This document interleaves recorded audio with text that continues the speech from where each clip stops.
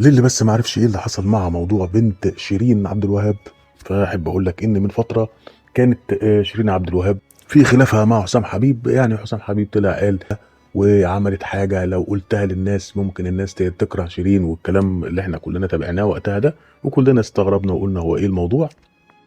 بعدين نكتشف ان خلافات عاديه جدا بين اي ام وبنتها. وبعد الموضوع ده بفتره نلاقي ان والد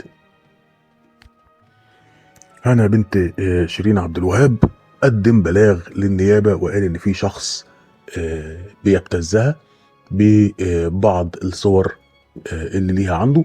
ويعني ناس كتير جدا اتكلمت ازاي طيب صور اللي ممكن تخضع للابتزاز وكده تبقى معاها ومع الشخص التاني. فلكن طبعا ناس كتير جدا قالت، وانا ارجح الموضوع ده، ان ساعات البنات بيدوا بعض تليفوناتهم. يعني انا عادي مثلا بدي تليفوني لصاحبي، طبعا الولاد مفيش مشكله، ده غلط على فكره. او البنات يدوا تليفوناتهم لبعض. ساعات البنت بتبقى تصور بقى عامله تسريحه جديده، عامله حاجه وهي قاعده في البيت فبتصور نفسها. المشكله كلها بقى ان تدي التليفون بتاعها لصاحبتها مثلا، فصاحبتها دي ممكن تنقل الصور بتاعتها ليها بسهوله جدا، طبعا بقى بلوتوث بواتساب تبعته، وبعدين تمسح الرسائل اللي هي بعتها من عند التليفون بتاعها، من عند تليفون صاحبتها يعني اللي خدتهم بكذا وسيله. فممكن تكون واحده من صحابها بنات، طبعا احنا عارفين ان هم بينافسينوا على بعض دايما، وخدت الصور دي وبعتتها لحد تاني عشان يبتزها، حد تاني يغلس عليها تعمل فيها مشكله. ده بيحصل دايما، عشان كده بنقول مفيش صور خاصه تتحط على موبايل اي حد. يعني تصورش نفسك صور خاصه خالص، ده يبقى احسن لا على موبايلك ولا مش على موبايلك. بس بسبب السن الصغير لبنت شيرين عبد الوهاب قد يكون ده حصل، والصور انتقلت بشكل ما. انا ارجح ان هي واحده صاحبتها مثلا، او واحده خدت التليفون منها على اساس انها تتصل، الشارج بتاعها فضي مش عارف، طبعا مش فيش حاجه اسمها مفيش رصيد يعني، هيبقى اي سبب غير مفيش رصيد دي. ممكن يبقى سبب ان الشحن فصل عندها والباور بانك نسيته في البيت. ده الحل يعني. وخدت الصور دي او لقت الصور دي على موبايل بنت شيرين عبد الوهاب ونقلتها لنفسها وخلت حد تاني يبتزها. لكن انا ما اعتقدش خالص ان بنت شيرين عبد الوهاب يكون لها تواصل من اي نوع مع الشخص المتهم في القضيه دي.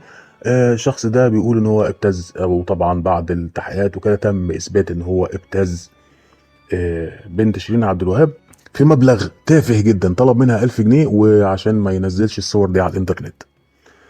الطالب ده او الشاب ده كان طالب في هندسه وخد 3 سنين بالمناسبه.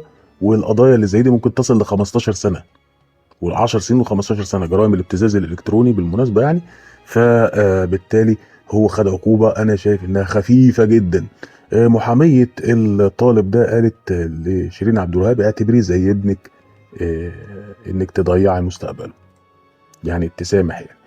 انا شايف ان ما فيهاش تنازل برضه، لان ده يعني دي جريمه يا جماعه. دي كانت ابتزاز الكتروني، ده يعتبر التصالح فيها مش مسموح. مفيش حاجه اسمها تصالح، ده انا هشهر بحد وبعد كده ارجع اتصالح معاه، لا. جرائم التصالح مذكوره على سبيل الحصر في القانون، يعني مش من ضمنها الجريمه الغريبه دي حسب معلوماتي يعني.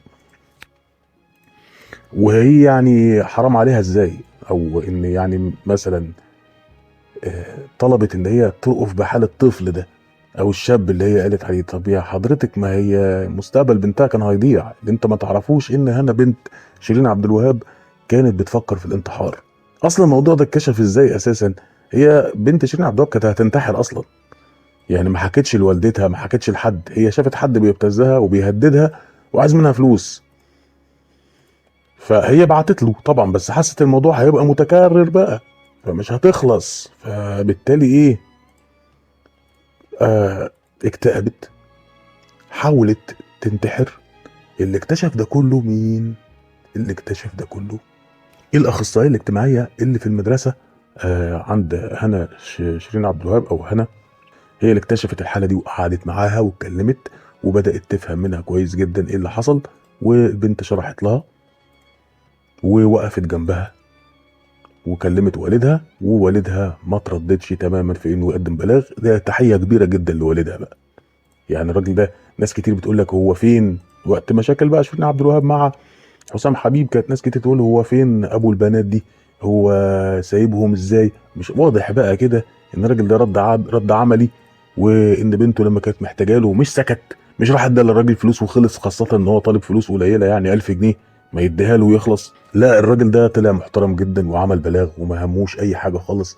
طبعا المجتمع بتاعنا الناس تقول لك ايه، لا الناس ممكن تفهم بنت غلط، ممكن تقول عليها ان هي يعني ايه اللي وصل الصور دي. لا، الراجل كان محترم جدا وقدم بلاغ، وبالتاكيد احنا هنفهم ان لا يمكن يكون فيه تواصل ولا اي حاجه خالص. هي بنت صغيره وكل حاجه، وارد الخطا عند اي حد، لكن انا شايف ان الموضوع ما يخرجش عن كده.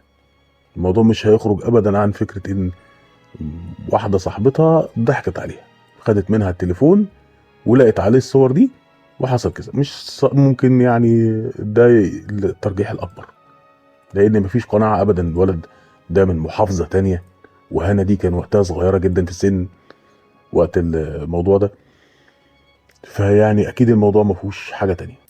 لكن يعني الموضوع ده نطلع منه بكذا حاجه. اول حاجه ان اي اب يلاقي بنته لا قدر الله طبعا وقعت في مشكله زي دي، انه ما يتاخرش عن الابلاغ.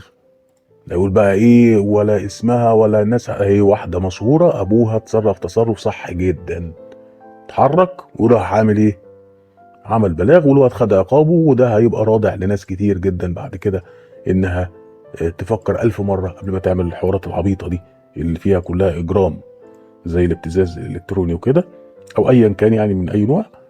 تاني حاجة نتعلمها في الموضوع ده، احنا نقرب شوية برضو من أولادنا، ويعني عشان يحكوا لنا بشكل مباشر إنها كانت خايفة تحكي لوالدتها وحكت للأخصائية في الأول. تالت حاجة فكرة الموبايلات. موبايلك ده معلوش اي صور شخصيه ولا اي حاجه شخصيه خالص، ولا تثق في اي حد بقى، صاحبك انتيمك مش عارف ايه ولا الكلام ده خالص. بالذات البنات ما تامنش لبعضها، لان يعني كميه النفسانه بتبقى كتيره عند بعضهم مش كلهم يعني. دي كانت حلقتنا النهارده. ما تنساش تشترك في القناه وتفعل الجرس وتدوس لايك لو الفيديو عجبك، وانتظرنا وتابع كل الجديد بتاعنا.